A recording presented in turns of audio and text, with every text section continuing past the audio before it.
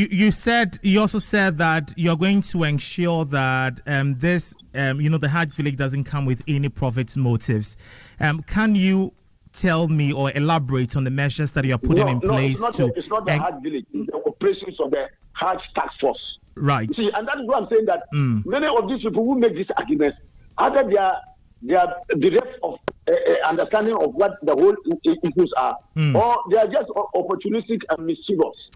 Now, because I can tell you without any answer of that, but His Excellency the President said that the Hajj, the duty of the Hajj Taskforce is not to make profit, but to try and ensure the safety and conducive atmosphere. Absolutely. You've already made that point, Alhaji. I just want you to elaborate on the measures that you're going to put in place to ensure that the Hajj Village operates without profit motives.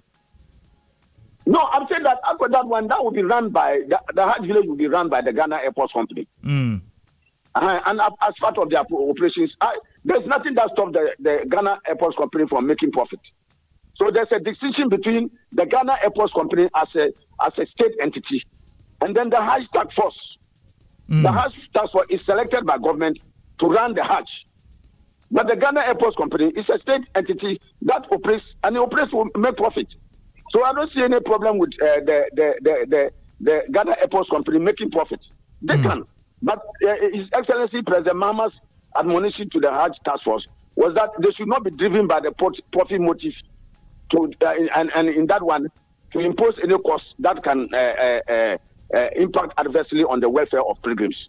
So he was emphasizing that it's not the profit motive, it's the service they will render to the pilgrims, so that they have a very comfortable and well-enduring Hajj, so that they can have those conditions here as well as in Saudi Arabia and perform the Hajj successfully, so that every single one of them will be brought back. It was also motivated to ensure that they don't leave any single pilgrim behind.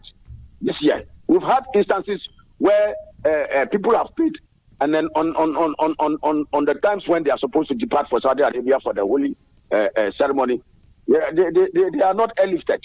And so those complaints have permeated the performance of the Hajj in a number of years. The President Mahama wants to put a final end to that one. And so that is why he made reference to the March 13th deadline of the Hajj Taskforce directive that all pilgrims should have paid by the deadline of 13th of March. Especially so now, and this is a substantial and very important point. Under the MPP in the last Hajj that we went, every pilgrim who was making the Hajj paid 75,000 Ghana cedis. In fact, if the MPP were here today, we are estimating that they could have charged 90,000 or closer to 100,000 Ghana cedis. President Mahama has gotten the Hajj Taskforce. We don't know that. Alhaji, we don't know that, so you can't make that accusation. Now, Alhaji, we don't have enough time and we have to wrap up this conversation. So now, what feedback? Only 62,000, a benefit of 13,000 Ghana cedis. That's a substantial amount. Alhaji, finally, what feedback have you received from the Muslim community regarding the Hajj Village project? I'm sure, my brother, you should have sent reporters to the place. From His Eminence, the Chief Imam, to the Al-Sunnah Sheikh, to the Ahmadiyya Muslims, every single Muslim leader and their followers were so elated. They were so elated about the intervention of the Ghana Airports Company under the vision of His Excellency President John Dramani Mahama. And they have saluted President Mahama. And my brother, is not something... our people say that when you know somebody in the daytime, you don't like a torch to identify him in the night. They already know what President Mahama has done and can continue to do for the good people of this country, and especially for Muslims and Christians and others who worship the Almighty God. And so it came as no surprise that the place was thronged by thousands and thousands of people in celebration of what is happening. And it's a blessing to the Islamic community and the Muslim Ummah. Finally, before I let you go, just in case you mentioned that, the projects will not be funded by, state, taxpayers' money and all of that.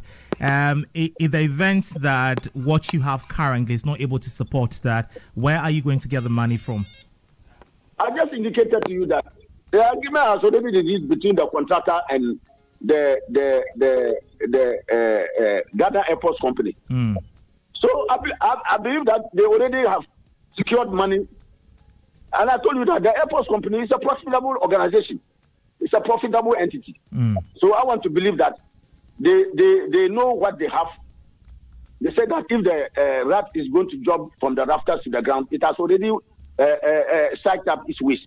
So I believe that they know what this involves, and they think that they have the resources and the capacity to discharge.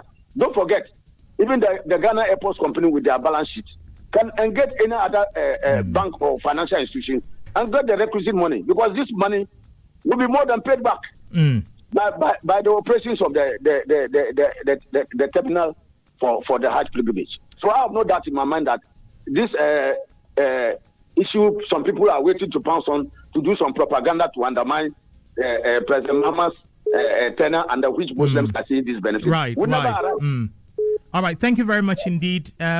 That was Alhaji A.S.A. Fuseini, Head of Corporate Affairs at the Ghana Hajj Taskforce. Alhaji, many thanks for your time this morning. Still here on the Asaase Breakfast Show with me, Freight Delanyoa Megashi. We'll be shifting our gears and looking at the heated exchange that ensued between the former U.S. President Donald Trump and Ukrainian President Zelensky in the White House on Friday.